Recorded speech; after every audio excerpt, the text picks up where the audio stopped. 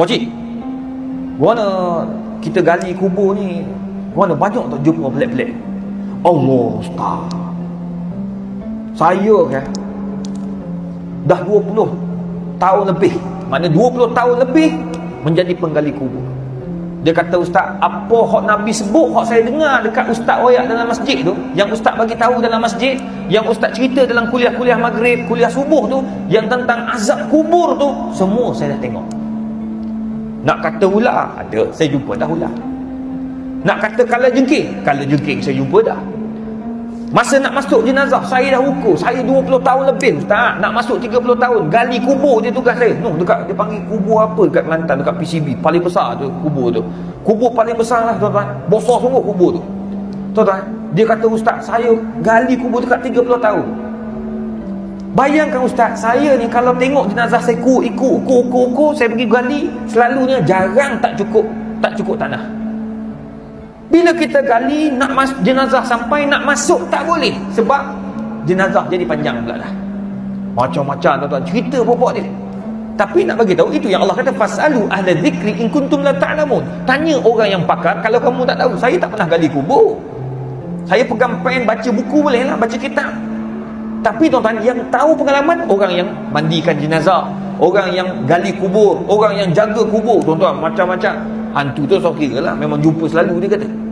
Tapi hantu dia tak takut. Tapi yang dia takut ni, yang Allah tunjuk ni, azab-azab. Macam-macam dia kata, Ustaz. Ada yang masa kita masukkan dalam jenazah, wangi, ya Allah Ustaz. Tak tahu siapa yang pakai minyak wangi. Saya ni tahu jenazah punya minyak wangi, dia ada bau dia. Kita boleh bayangkan bau jenazah kan? Minyak wangi, dia pakai minyak wangi apa? Mist, bukan mist. Dia pakai apa benda tu? Apa? Kasturi ya? Saya tak ingat bahasa Melayu. Haji, ingat Haji? Apa saya pun tak ingat. Tapi bau tu kalau bau tu memang kita, ini bau mayat. Selalunya gitu. Dia bau kapur, dia campur gitu.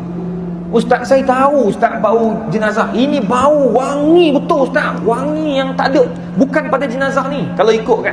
Tapi bila kita tanya orang yang bawa turun, bau tak? Bau. Semua pakat bau. Mana datang bau wangian tersebut? Wallahu a'lamu bissawab. Ada yang masih diturun bau najis, bau tai pun ada. Dia kata, Ustaz, ya Allah ya Tuhan. Baru ni kita ada program dengan imam muda tahun 2011. Jadi kena uruskan jenazah. Jenazah orang yang kena AIDS, HIV, meninggal dunia kat hospital Kuala Lumpur. Jadi sementara nak bayang, tengok nak cerita ni benda, Allah akan tunjuk bila kita menghadapi benda-benda macam ni.